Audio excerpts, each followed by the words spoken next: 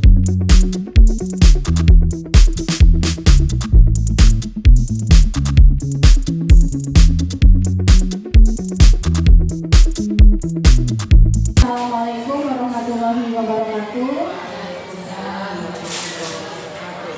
Alhamdulillahirobbilalamin. Puji syukur kehadirat Allah Subhanahu wa taala yang telah memberikan kita nikmat sehat sehingga kita bisa berkumpul di dalam acara ini. Salawat serta salam kita haturkan kepada Nabi Muhammad Shallallahu Alaihi Wasallam beserta para sahabat dan keluarganya hingga yaumul akhir. Yang terhormat Ibu Kepala Sekolah SDN Kedaulatan 6, yang terhormat Bapak Ibu Dewan Guru SDN Kedaulatan 6. Di sini saya ingin melakukan diseminasi tentang penerapan pengalaman budaya positif. Di mana penerapannya ini yaitu tentang pemahaman dan penerapan pengalaman budaya positif, yaitu saya selaku CGP Angkatan 11 di Kota Tangerang. Baik, biar nggak tegang, kita ice breaking dulu ya, ibu-ibu. Kalau saya bilang tepung 1, bilangnya yes. Tepung 2, oke. Tepung 3, semangat. Tepung 4, konsentrasi. Tepung 5, siap belajar. Bisa ya ibu-ibu? Ayo bareng-bareng yuk. Tepung 1, yes. Tepung 2, oke. Tepung 3, semangat. Tepung 4, konsentrasi. Tepung 5, siap belajar. Ulangi ah. Iya, juga maaf. Ya. Tepung 1, yes. Tepung 2, oke. Tepung 3, semangat. Tepung 4, konsentrasi. Tepung 5, siap belajar. Ya, terima kasih ibu semua. Sebelumnya saya mohon maaf telah mengganggu waktunya ibu semua ya untuk hadir di dalam acara ini. Baik, selanjutnya budaya positif. Budaya positif itu apa sih, gitu kan ya? Budaya positif ini merupakan perwujudan dari nilai-nilai atau keyakinan universal yang diterapkan di sekolah. Nah, budaya positif dapat mendorong murid untuk mampu berpikir, bertindak, dan mencipta sebagai proses memerdekakan dirinya sehingga murid mampu mandiri dan bertanggung jawab. Adapun konsep inti budaya positif ada beberapa bagian. Yang pertama yaitu perubahan paradigma belajar. Yang kedua disiplin positif. Ketiga kebutuhan dasar manusia. Keempat motivasi perilaku manusia. Yang kelima posisi kontrol guru. Keenam keyakinan kelas. Dan yang terakhir adalah segitiga restitusi. Baik, untuk pembelajaran dengan paradigma baru. Nah, pembelajaran dengan paradigma baru ini merupakan pembelajaran yang dirancang berdasarkan prinsip pembelajaran berdiferensiasi, sehingga para peserta didik belajar sesuai kebutuhannya berdasarkan tahap perkembangan sesuai teori psikologi modern untuk mewujudkan profil pelajar Pancasila. Profil pelajar Pancasila ini ada berapa ya, Ibu dan Bapak? Ada apa saja di dalam profil pelajar Pancasila? Katanya ada berkebinekaan global, bergotong royong, kreatif, bernawar kritis, mandiri, beriman, bertakwa kepada Tuhan Yang Maha Esa. Nah, ini adalah profil pelajar Pancasila yang kita terapkan di dalam pembelajaran kita.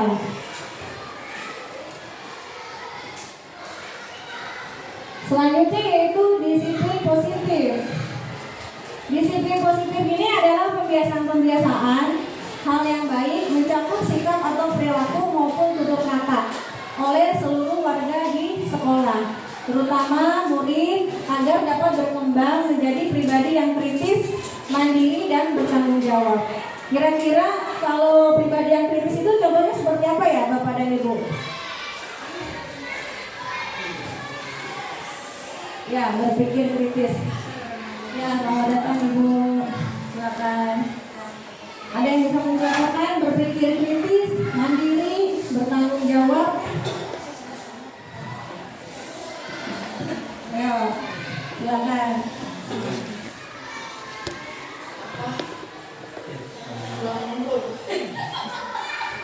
Mandiri, berpikir kritis. Berpikir kritis ini biasanya anak-anak kita latih untuk berpikir secara kritis dari pembelajaran yang biasanya kita lakukan gitu. Misalkan kita pembelajaran tentang cahaya. Cahaya itu apa saja sih penerapannya gitu. Bagaimana sih sifat-sifat cahaya? Nah, itu juga merupakan berpikir kritis dari siswa tersebut. Kemudian mandiri dan bertanggung jawab ini adalah salah satu perilaku yang memang harus diterapkan di dalam diri dari peserta didik. Nah, dari disiplin positif ini, pendidik tujuan kita adalah menciptakan peserta didik yang memiliki disiplin diri sehingga mereka berperilaku mengacu kepada nilai-nilai kebajikan universal dan memiliki motivasi dalam diri menuju perubahan perilaku ke arah yang lebih baik. Dari tadi kayaknya ada tulisan atau kata-kata nilai-nilai kebajikan, ya Bapak Ibu. Nah, nilai-nilai kebajikan ini Bapak dan Ibu bisa mencontohkan? Ya, nilai-nilai kebajikan.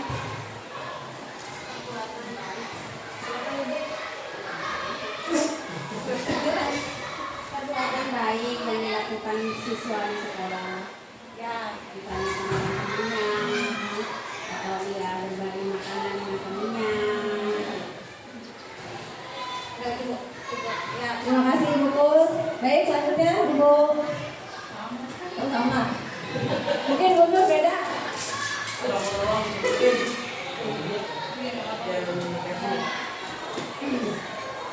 Perbuatan bersama itu kayak request saling tolong menolong tidak, terus tidak memilih teman dan berteman dengan siapa-siapa. Namanya banyak. Ya, siap. Terima kasih. Ya. Harusnya gimana? Terima kasih. Jadi intinya nilai-nilai kebajikan tadi yang sudah Bapak Ibu sebutkan yaitu tentang perilaku yang positif seperti menolong teman dan sebagainya ya.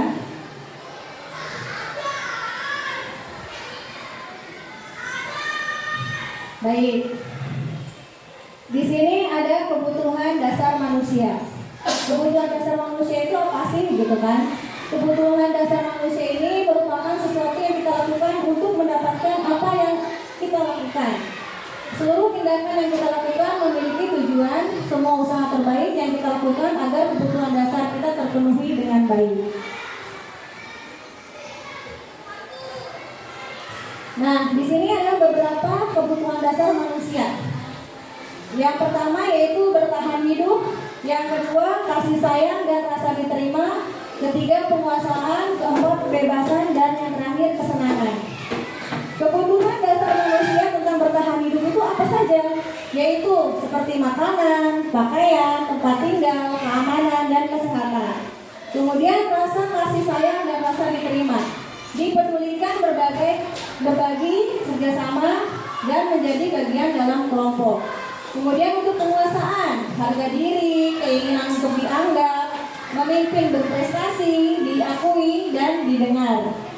Kemudian kebebasan, masuknya ke dalam mandiri, memiliki pilihan, mencoba hal yang baru, dan mampu mengendalikan arah dirinya. Selanjutnya kesenangan, bermain, humor, antusias, dan tertawa. Nah, kebutuhan dasar manusia ini ada di dalam peserta didik kita ya, Bapak Ibu ya. Secara tidak langsung mereka itu membutuhkan yang namanya bertahan hidup, yang namanya kasih sayang dan rasa diterima dari lingkungannya, dari diri kita sebagai seorang pendidik. Kemudian penguasaan, mereka itu ingin dianggap, kehadirannya ingin dianggap, kehadirannya ingin dihargai gitu. Jadi jangan hanya siswa A saja yang memang kita perhatikan, jadi semuanya butuh perhatian dari kita. Kemudian kebebasan, mandiri, memiliki pilihan, mencoba hal yang baru. Ini adalah kebebasan yang dimiliki oleh peserta didik kita. Contohnya ingin mencoba hal-hal yang baru. Pembelajarannya tidak mau menonton seperti itu saja. Kita sebagai pendidik harus lebih bervariasi untuk berinovatif dalam hal pembelajaran. Misalkan menggunakan alat peraga yang bervariasi, media pembelajaran yang mengasihkan gitu. Karena tantangan kita pada hari ini adalah tantangan generasi Z yang memang semuanya serba teknologi gitu, yang sudah berkembang. Kemudian kesenangan. Nah, anak-anak juga butuh kesenangan gitu. Biar apa? Biar anak tidak merasa bosan atau anak tidak merasa jenuh.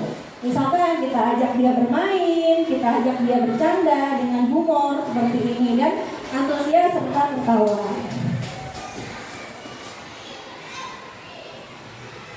Nah, adapun dari kebutuhan dasar manusia tadi, ini ada beberapa motivasi. Motivasi perilaku manusia. Motivasi ini dibagi menjadi dua. Yang pertama adalah motivasi ekstrinsik dan motivasi intrinsik. Untuk ekstrinsik, di sini untuk menghindari ketidaknyamanan atau hukuman. Yang kedua, untuk mendapatkan imbalan atau penghargaan dari orang lain. Baik, saya bahas dulu untuk motivasi ekstrinsik ya Bapak Ibu. Yang pertama, untuk menghindari ketidaknyamanan atau hukuman. Contohnya, misalnya anak itu selalu datang tepat waktu. Motivasinya apa? Biar dia tidak mendapatkan hukuman. Biar dia itu merasa ketidaknyamanannya dia itu menjadi hal yang nyaman gitu. Karena nanti kalau dia tidak mendapatkan hukuman kan ibaratnya dia merasa nyaman gitu, terbebas dari hukuman. Kemudian yang kedua, misalnya anak mau mengerjakan tugas. Karena kita iming-imingi nanti kalau bisa ngerjain tugas selesai sampai akhir, nanti kita kasih ini gitu misalnya sebagai pendidik. Nah, ini termasuk unsur motivasi ekstrinsik dalam artian untuk mendapatkan imbalan atau penghargaan dari orang lain, dari kita sebagai pendidik untuk peserta didik. Kemudian motivasi intrinsik. Motivasi intrinsik di sini untuk menjadi orang yang mereka inginkan dan menghargai diri sendiri dengan nilai-nilai yang mereka percaya. Contoh, peserta didik diberikan tugas mengerjakan dengan tanggung jawab, bukan karena imbalan, tapi memang dari keinginan biar dirinya menjadi pribadi yang disiplin. Nah, itu termasuk motivasi yang timbul dari dalam diri, gitu. Paham ya Bapak Ibu ya? Baik, lanjut ya. Nah, di sini ada kebutuhan dasar manusia lagi. Hukuman, konsekuensi, restitusi. Kalau melihat seperti ini, kira-kira hukuman, konsekuensi, dan restitusi sama atau tidak penerapannya Bapak Ibu?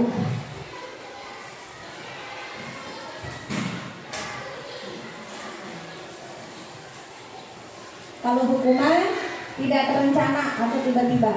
Kemudian murid tidak tahu apa yang akan terjadi. Kemudian bersifat hanya satu arah, yaitu berupa hukuman fisik atau psikis.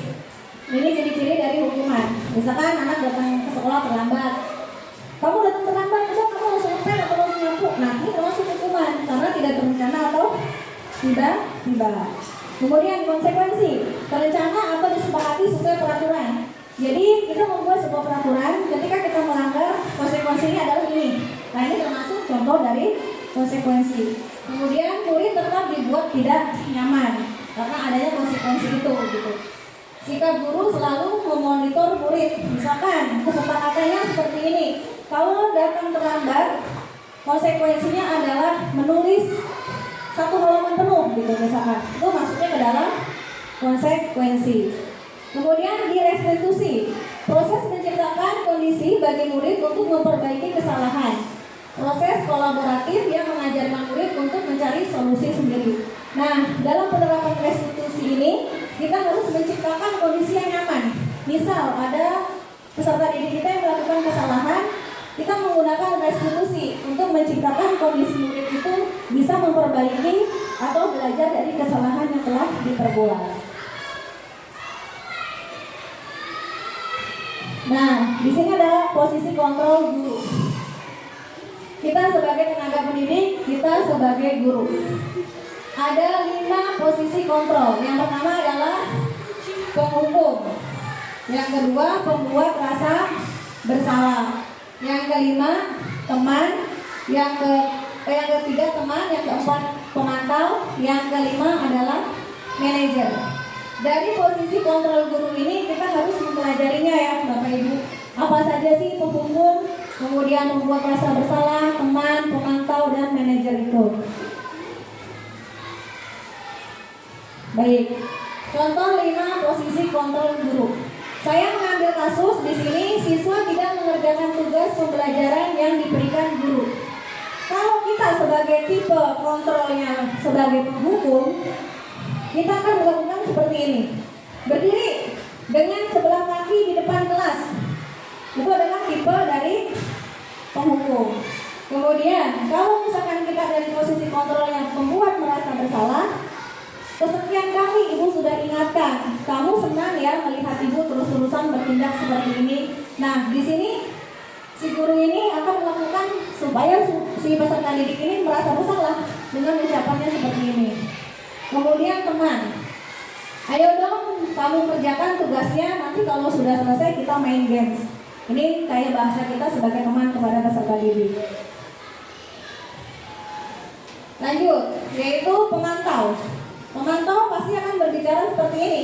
Kamu sudah melakukan kesalahan dan sudah mengetahui konsekuensinya. Sekarang selesaikan dan segera kumpulkan. Ini tipe pemantau, guru yang tipenya pemantau. Kemudian kalau manajer, apakah kamu tahu kesalahan kamu? Keyakinan sekolah apa yang kamu lakukan untuk menyelesaikannya? Ini tipe manajer ya Bapak Ibu. Nah, di sini saya ada pertanyaan ya. Tadi kan ada 5 posisi kontrol guru. Yang pertama penghukum, yang kedua pembuat rasa bersalah, yang ketiga pemantau, yang keempat teman, yang kelima manajer. Di sini pertanyaannya, saya kecewa sekali dengan kamu. Tipe apakah ini atau posisi kontrol apakah yang aku? Posisi apa tuh dari kelima yang tadi?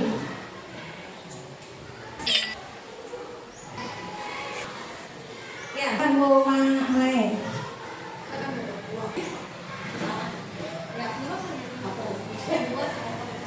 Membuat rasa bersalah. Ya. Baik, Bu Mae jawabannya membuat rasa bersalah. Pak Rusman? Banyak kecewa dengan kamu. Aku langsung membuat kesalahan. Jadi kontrol. Siap, terima kasih Pak. Lanjut, Bu Nur. Sama kayak gimana? Apa tuh? Membuat rasa bersalah. Ya, terima kasih. Bayu. Nomor 2 apa? Ya, siap. Ibu Indul. Saya bersama membuat apa? Salah ya. Ya.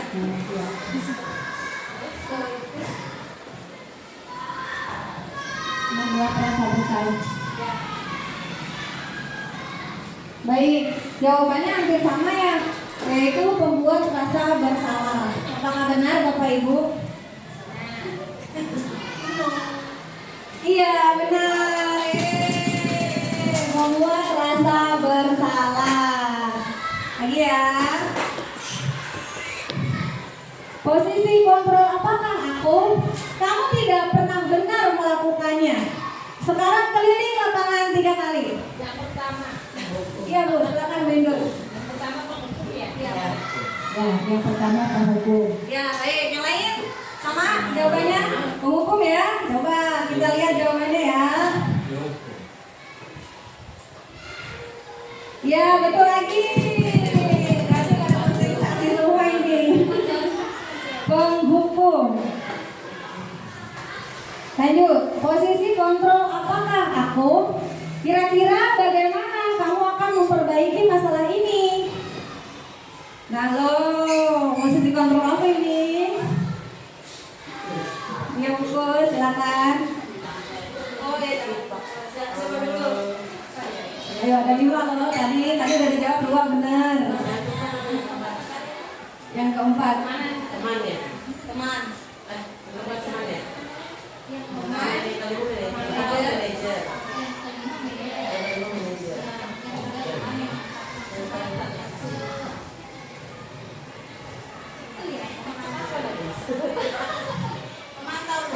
Memantau Bu. Kayaknya pemantau. Memantau ya. Itu sama. Yang lain? Ya. Ada yang beda dong, kita sama. Kira-kira Biar seru. Kira-kira bagaimana kamu akan memperbaiki masalah ini? Gitu kata ibu guru, kata bapak gurunya nih. Gimana nih Bu Mai? Ikut aja. Bu.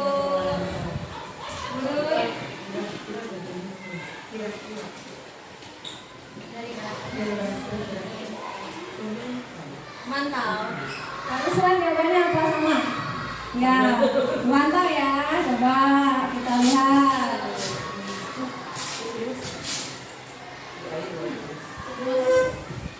Jawabannya apa? Manajer. Jadi manajer ini dari pertanyaan yang tadi itu tuh beliau membuat peserta didik itu berpikir dulu gitu. Kamu ini melakukan seperti ini salah nggak sih menurut kamu gitu? Baik nggak dilakukan gitu. Jadi lebih ke posisinya itu lebih ke manajer gitu ya. Kemudian selanjutnya, ayolah lakukan demi Bapak Ibu. Posisi kontrol apakah aku? Ya bagus ya. Duluan Ibu langsung. Ya teman Bu. Siap teman. Yang lain? Bapak Ayu, Indun. Sama. Ya, sama semua nih. Tadi salah satu ya. Baik, jawabannya teman. Apakah benar? Iya, betul. Teman. Terakhir, posisi terakhir. Kamu terlambat 15 menit. Apakah kamu sudah mengerti konsekuensi yang dilakukan bila terlambat? Ayo, posisi kontrol apakah aku? Tadi teman udah, manajer udah, membuat rasa bersalah udah, penghukum udah. Nah, bungkus, bener nih jawabannya, apa bungkus? Pemantau. Ya, kasih tepuk tangan Bang Bungkus. Ya, bener. Coba. Ya, bener kan? Mantap. Baik. Selanjutnya,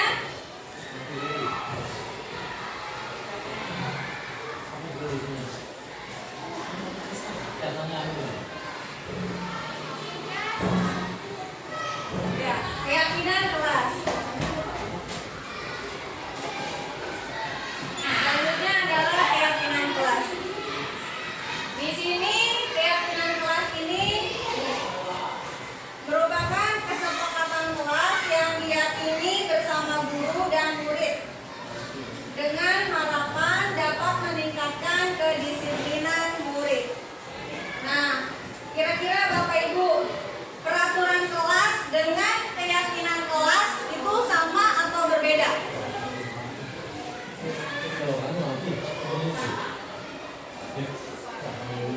Sama. Kalau menurut buku sama. Kalau yang lain, keyakinan kelas dan peraturan kelas apakah sama? Menurut saya sama. Baik, Pada bedanya seperti itu. ya itu begini seperti itu. Yang lain? Sama dengan kesepakatan. Ya. Lanjut. Bu Inul mungkin berbeda. Kenapa Ibu berbeda jawabannya? Nah, kalau keyakinan kesepakatan, kalau peraturan kita sebagai guru yang buat. Bagaimana dengan Bu Ayu? Sama dengan jawaban Bu Nur. Bu Nur kayaknya lagi mikir banget nih jawabannya. Silakan nih. Beda. Bedanya kenapa Bu? Bedanya? Ya. Ya. Ya. Tuh jawabannya ya semuanya menjawab dengan penuh dengan keyakinan.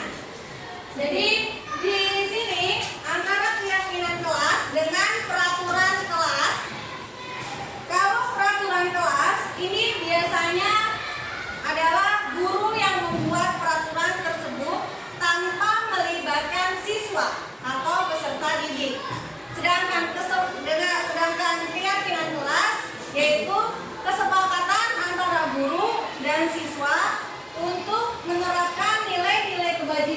universal yang diyakini bersama dan dapat meningkatkan kedisiplinan murid. Gitu. Di sini sedikit saya singgung untuk nilai-nilai kebijakan yang tadi memang sudah disebutkan di awal oleh Bapak dan Ibu semua. Nilai kebijakan di sini yaitu bisa berupa dengan disiplin, mandiri, kreatif, bergotong royong, dan sebagainya. Itu adalah nilai-nilai kebijakan universal yang harus diterapkan di sekolah ya, khususnya Bapak Ibu. Nah, dalam keyakinan kelas ini berupa pernyataan universal dibuat dalam bentuk positif dan bersifat abstrak. Keyakinan kelas hendaknya tidak terlalu banyak sehingga mudah diingat dan dipahami. Semua warga kelas ikut berkontribusi dalam pembuatan keyakinan kelas lewat kegiatan mengutarakan pendapat. Untuk keyakinan kelas berupa pernyataan universal ini dengan kalimat positif. Contoh, biasanya kan kita membuat keyakinan kelas misalnya seperti ini. Jangan membuang sampah sembarangan. Itu kita alihkan menjadi pernyataan yang positif. Buanglah sampah pada tempatnya. Misalkan jangan membeda-bedakan teman. Bertemanlah dengan semua teman. Gitu. Jadi pernyataan yang negatif kita ubah menjadi kalimat yang positif.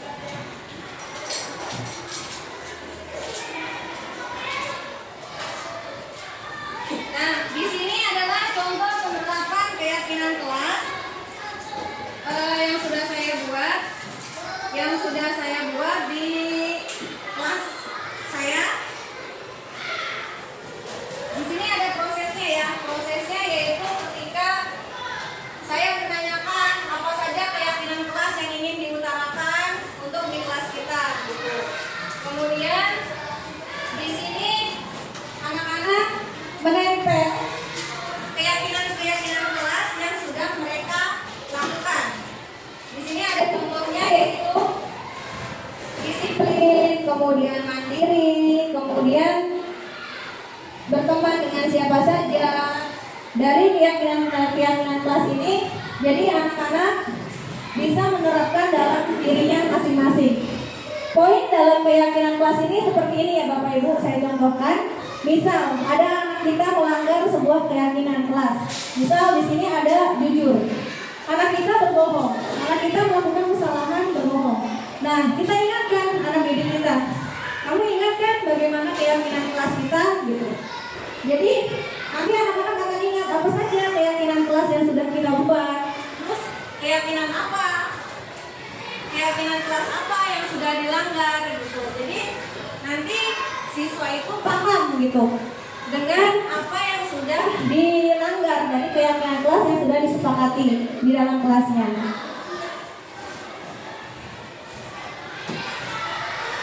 Nah, kemudian di sini ada yang namanya segitiga restitusi. Segitiga restitusi ini adalah suatu proses dialog yang dilakukan guru sama orang tua agar dapat menghasilkan murid yang mandiri dan bertanggung jawab.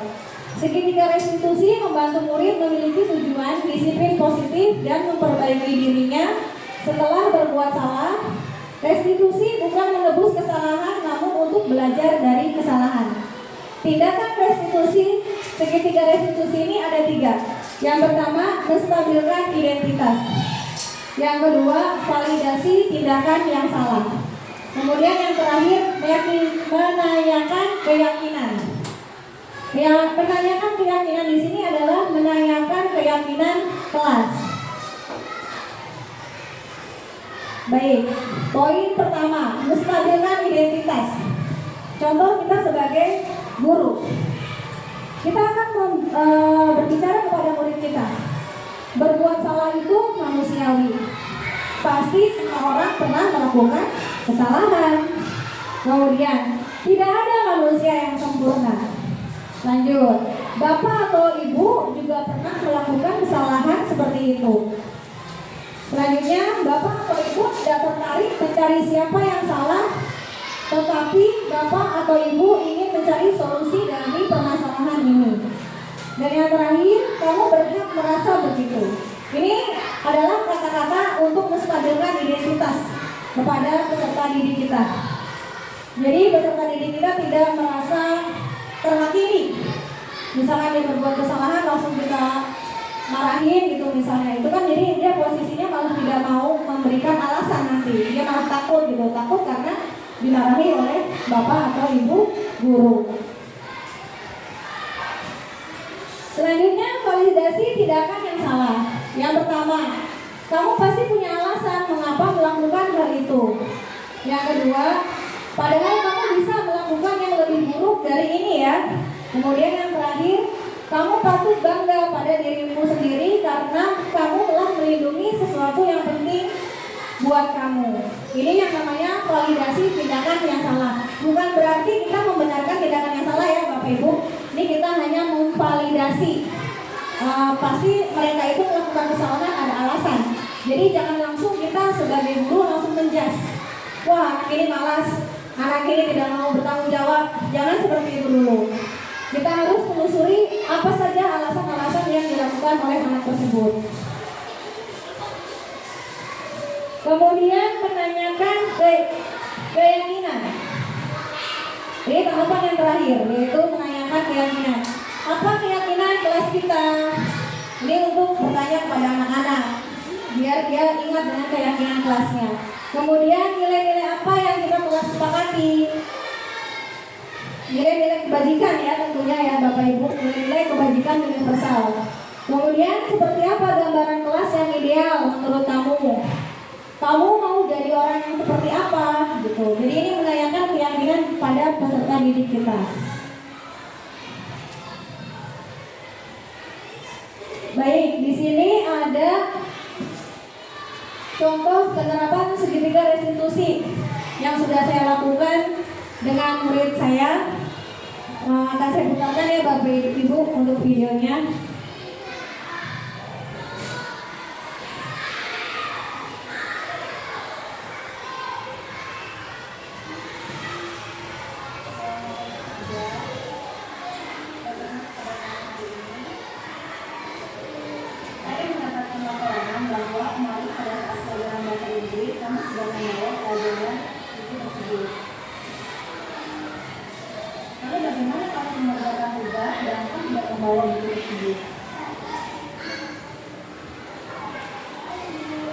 Baik, setelah pasti pernah melakukan kesalahan. Apakah kamu pernah mengerjakan tugas kamu mencuri dari pelajaran yang lain? Lalu tidak membawa buku pelajaran sesuai jadwal yang kamu lakukan kemarin itu benar atau salah? Kenapa kamu tidak membawa buku pelajaran bahasa Inggris?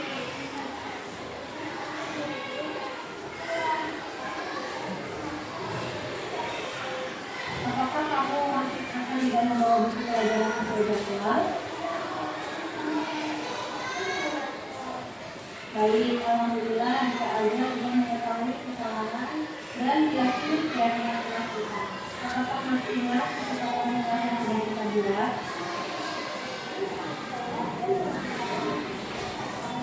Untuk kedepannya, apa yang akan kamu lakukan untuk memperbaiki kesalahan ini?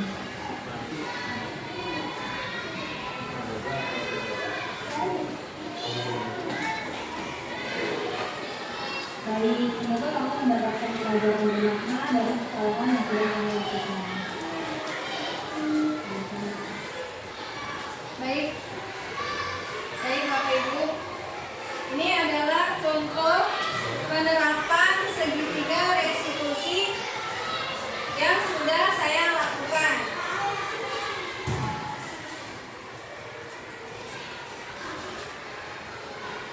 Di sini yaitu dari contoh kasus seorang siswa yang bernama Azza. Di sini kasusnya adalah dia tidak membawa buku pelajaran bahasa Inggris sesuai dengan jadwal pelajaran.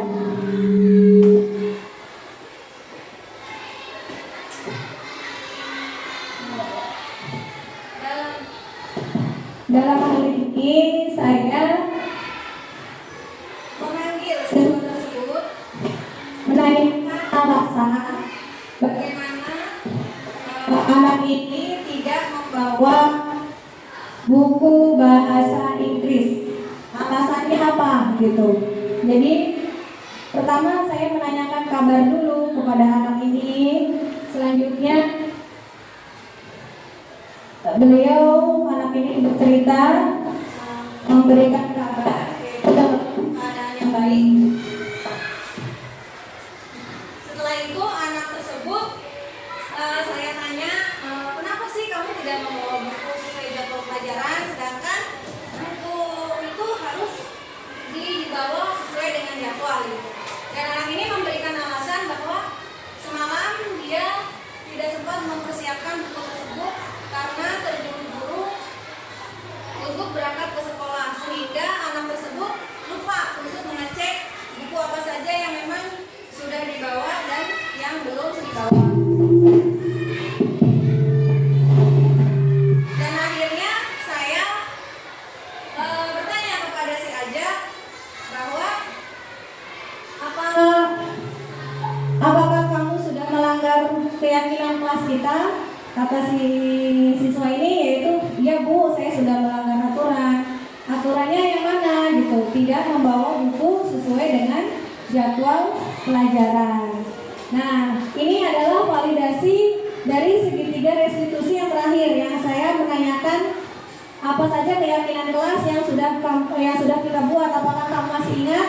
Nah, anak ini menjawab, iya Bu, saya masih ingat. Keyakinan kelas kita adalah disiplin, bertanggung jawab, dan membawa buku sesuai dengan jadwal pelajaran. Nah, ini mengingatkan siswa akan kesalahan-kesalahannya. Posisi kontrol yang diterapkan dalam contoh penerapan segitiga restitusi ini adalah penerapan dari posisi kontrol manajer. Jadi kita tidak langsung menjudge anak ini malas, tidak mau mempersiapkan buku sebelumnya dan sebagainya gitu. Jadi ya itu tadi, kita kembali kepada 5 posisi kontrol yang sudah tadi dipaparkan. Tinggal bagaimana kita mau merealisasikannya gitu ya Bapak Ibu.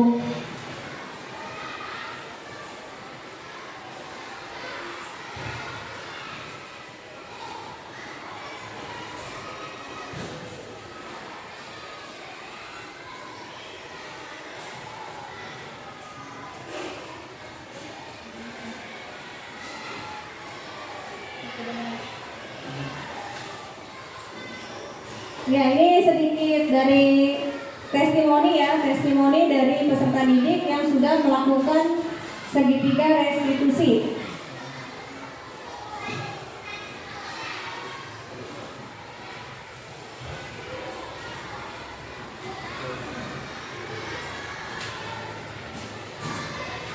jadi Testimoni di sini yaitu siswa sudah memahami yang namanya keyakinan kelas, kemudian dia akan menerapkan keyakinan kelas dan tidak akan mengulangi kesalahan yang sama. Jadi dari kesalahan yang sudah dia perbuat, yang tidak membawa buku pelajaran tadi, dia akan lebih bisa untuk menghargai waktu. Baik, di sini selanjutnya yaitu adalah penutup. Dalam penerapan program disiplin positif, hendaknya guru memiliki standar kepribadian, profesional, dan sosial yang baik, di mana guru mampu merefleksi dirinya dalam posisi kontrol saat ini, bagaimana perjalanan dirinya sebagai among atau manajer yang menuntun murid-muridnya menjadi insan yang mandiri, merdeka, dan bertanggung jawab. Mungkin sekian Bapak Ibu presentasi dari saya, kurang lebihnya saya mohon maaf.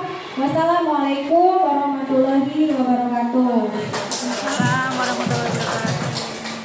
Untuk sesi selanjutnya yaitu sesi tanya jawab ya Bapak Ibu. Silakan jika memang dari presentasi yang tadi ingin ditanyakan, silakan.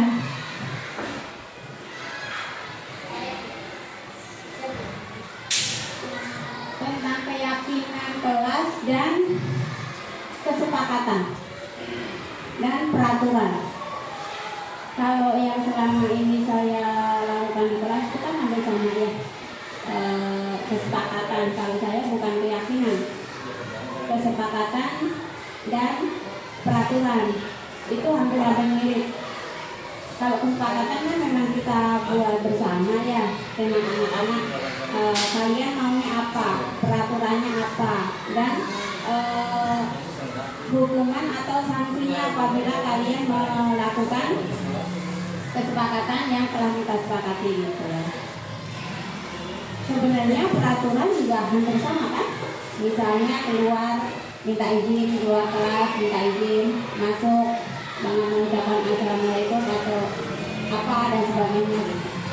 Mohon petunjuknya, keyakinan kelas, kesepakatan kelas, dan peraturan kelas. Baik, terima kasih Ibu Kus atas pertanyaannya. Mungkin sebelum saya menjawab, teman-teman di sini bisa untuk mengemukakan pendapatnya dari pertanyaan dari yang diberikan oleh Ibu Kus. Silakan.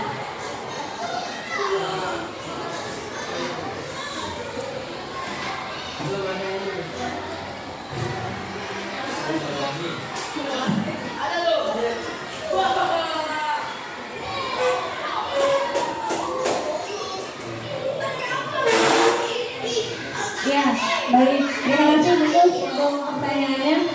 Di sini saya ingin mencoba menjelaskan antara keyakinan kelas, kesepakatan dengan peraturan. Ya, pertama saya membahas tentang peraturan dulu. Untuk peraturan, tadi sudah saya sebutkan di awal. Memang terkesan untuk kita ini terlihatnya sama antara peraturan dan keyakinan. Namun pada dasarnya itu adalah hal yang berbeda.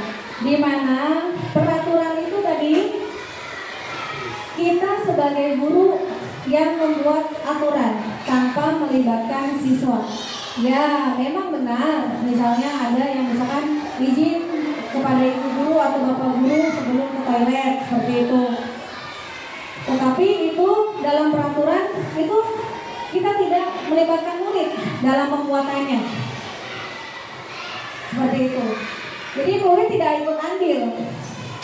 Jadi ini ibaratnya hanya guru yang berbuat gitu, hanya guru yang memainkan peran di dalam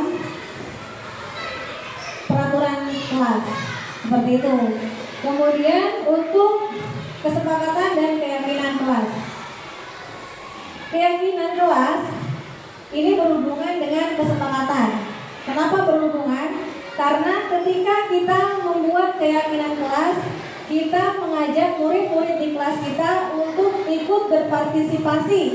Hal-hal apa saja atau nilai-nilai kebajikan universal apa saja yang akan kita terapkan di kelas kita. Nah, setelah itu anak-anak menulis di dalam catatan kecil, di dalam note gitu. Setelah mereka menulis apa yang ingin mereka inginkan untuk keyakinan kelas di kelasnya, mereka menempelkan di depan untuk keyakinan kelas. Yang seperti tadi saya tampilkan ya Bapak Ibu.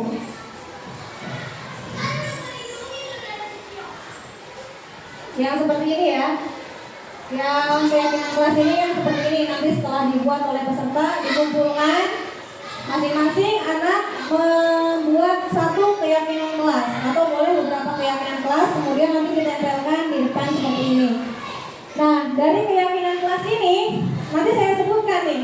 Oh, ada yang namanya mandiri, disiplin, berani, bertanggung jawab, izin ketika ingin ke toilet, angkat tangan ketika ingin bertanya.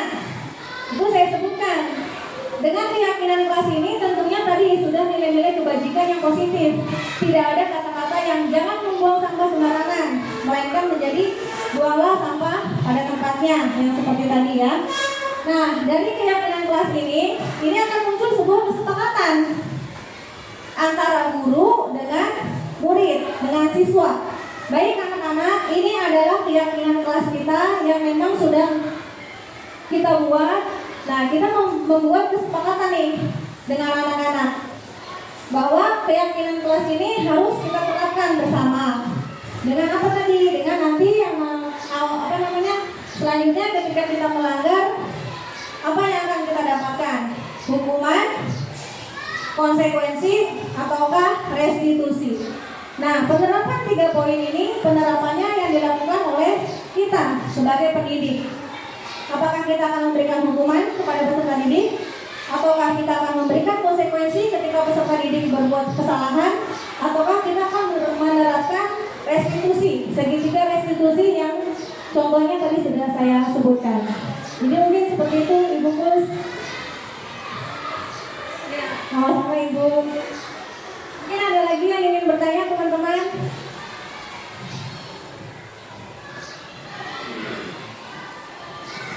Pak Rusman, Bu Mai, Bu Indun, Bu Ayu, mungkin nih banyak pertanyaan nih Bu Ayu. Senyum-senyum aja soalnya. Bener? Boleh pakai dong biar kedengeran. Membuat kesepakatan kelas ya Bu ya. Ini kan kayaknya kalau misalnya diterapkan di kelas tinggi bisa gitu ya. Nah, yang pengen saya tanyain gimana penerapannya untuk di kelas rendah. Mungkin sebelum saya menjawab, ada teman-teman saya yang ingin membantu untuk menjawab pertanyaan dari Bu Ayu. Silakan Bu Nur.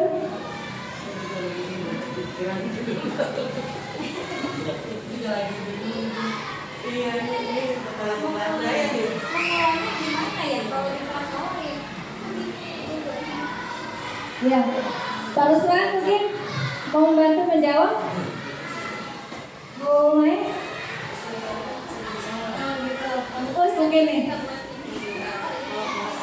Mungkin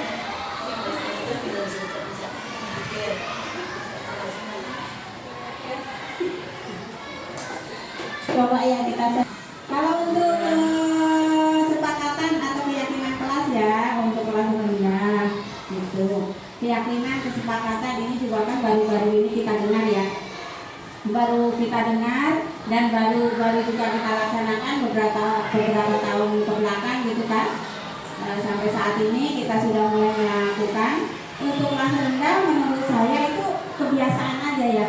Kalau kita kan kelas tinggi bisa kita ngobrol sebelum memulai tahun ajaran baru, awal-awal tahun itu kan memang kita membuat organisasi kelas lah, jadwal piket lah, segala macam, dan membuat kesempatan kelas anak udah 5 kelas tinggi kita bisa membayar namanya apa supaya kelas kita itu supaya kita belajarnya nyaman atau bagaimana. Kalau kelas rendah memang kita kan belum biasa ya, mungkin ada guru juga di awal guru bisa tadi naik ada apa Bu contoh itu bisa mainnya di dalam mau keluar minta izin dulu sama gurunya gitu ya, diawalin aja dulu dari gurunya bahwa kita punya kesepakatan, punya keyakinan perbuatan baik kalau kita keluar kelas kita harus meminta izin, mau masuk kelas harus mengucapkan salam ya. Jadi kalau kelas rendah kayaknya pembiasaan ya dari guru yang menentukan. Jadi nanti kita sharing ke anak-anak, setiap hari kita lakukan, setiap hari kita beri masukan, setiap hari kita biasakan, nanti lama-lama anak-anak itu akan terbiasa walaupun tidak dia sendiri yang mengucapkan atau memberi ide gitu ya, dari guru dulu bahwa keyakinan kelas itu ini yang harus kita lakukan, ini yang tidak boleh kita lakukan ini. Mungkin itu saja Bu Diana ya. Terima kasih, semoga kalau bersama. Baik, terima kasih Ibu Kus atas jawabannya, luar biasa sekali. Untuk menambah, ya kita beri aplaus ya teman-teman. Mungkin selain dari Ibu Kus ada teman-teman yang ingin menambahkan jawaban dari rekan kita.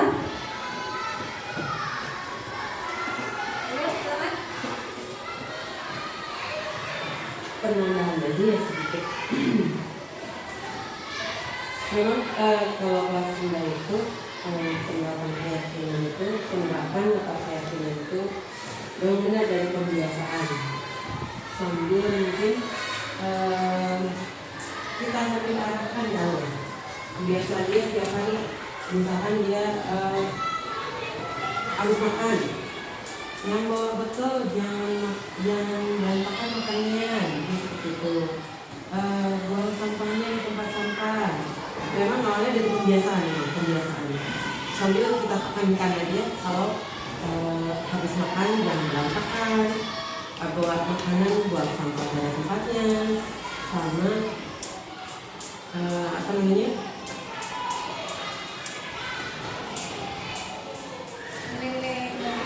Iya, sama mungkin sambil kalau punya makanan lebih berbagi seperti itu. Itu aja sebenarnya yang mau saya tambahkan. Budaya. Terima kasih. Baik, terima kasih guru atas tanggapannya. Kita berikan aplaus. Ya, terima kasih. Baik, ini suatu pertanyaan pemantik ya menurut saya gitu. Saya ingin sedikit menambahkan gitu untuk jawaban dari bungkus dan dari jawaban dari Ibu Nur. Gitu. Bagaimana caranya kita melakukan keyakinan kelas dengan peserta didiknya di kelas rendah, yang kita tahu sendiri bahwa bagaimana anak-anak kelas rendah itu di dalam kelas berbeda dengan anak-anak kelas tinggi yang memang sudah bisa kita arahkan gitu ya. Di sini saya ingin menjelaskan sedikit ya. Kita menggunakan posisi kontrol kita. Biasanya kalau kita menghadapi anak kelas rendah, posisi kontrol yang kita gunakan adalah sebagai teman. Kenapa? Alasannya adalah ketika kita menggunakan posisi kontrol kita sebagai teman, anak akan merasa nyaman, anak merasa dihargai, anak merasa diayomi, anak merasa disayangi. Dan kita sebagai guru tidak boleh membeda-bedakan siswa. Semua siswa itu sama. Mereka berhak tadi 5 kebutuhan dasar. Mereka berhak untuk mendapatkan perhatian. Mereka berhak untuk bermain. Mereka berhak untuk mencoba-coba hal yang baru, berkreasi bersama dengan kita sebagai pendidik. Itu yang pertama, dari posisi kontrol kita. Kemudian bagaimana penerapannya? Tentu penerapan keyakinan kelasnya tidak sebanyak dengan keyakinan kelas-kelas tinggi gitu. Disesuaikan dengan kemampuan dari kelas rendah. Hal-hal pembiasaan yang dilakukan dalam kesehariannya. Misalnya dari segi kesehatan, mencuci tangan setiap sebelum makan, baca doa sebelum makan, ya kan? Nah, memang benar tadi kata Bungkus dan kata Bu Nur, melalui pembiasaan-pembiasaan yang ada di sekitar kita, yang sudah kita lakukan di dalam kehidupan sehari-hari. Jadi untuk penerapannya memang berbeda ya Bu. Kita tidak bisa langsung menyamakan dengan rentan kelas tinggi gitu, karena yang kita hadapi adalah siswa-siswa kita yang kelas rendah gitu. Mungkin seperti itu Bu Ayu dengan jawabannya. Ya, sama-sama. Baik, sudah tidak ada yang ingin bertanya ya Bapak Ibu? Ada lagi? Satu lagi, cukup? Oke. Baik, kalau cukup saya akan memberikan pertanyaan sekarang kepada Bapak Ibu.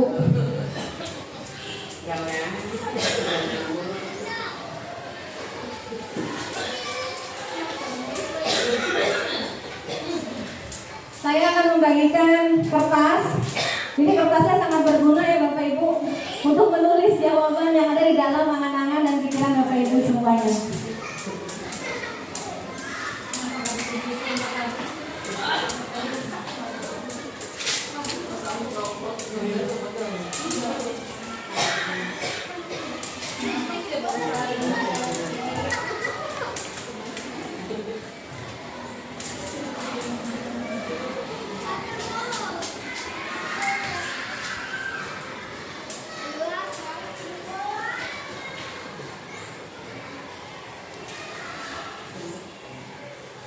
Baik, untuk pertanyaannya yaitu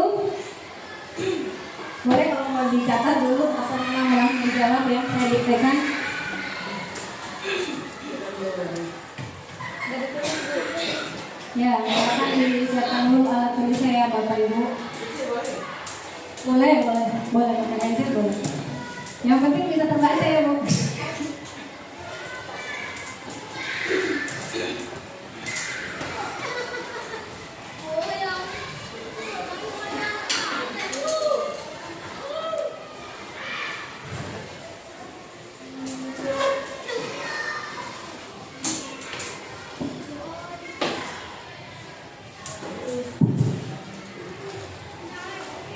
Baik, sudah siap Bapak Ibu untuk menjawab pertanyaannya. Saya diktekan ya.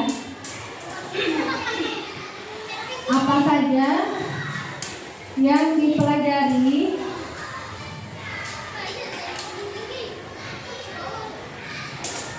dari seluruh proses pembelajaran ini?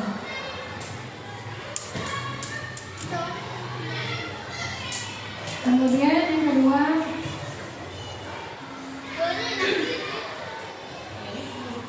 dari seluruh proses pembelajaran ini.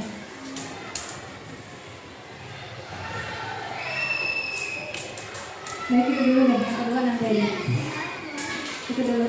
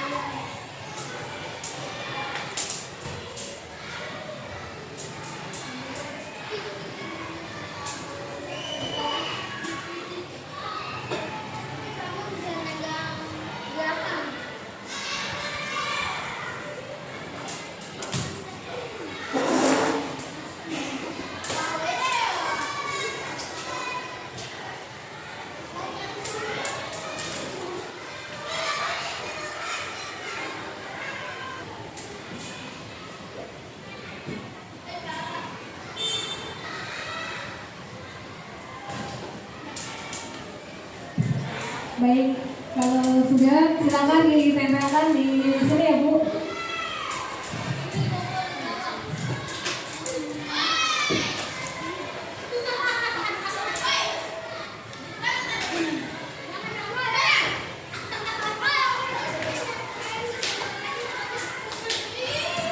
Ya, silakan ditaruh di depan.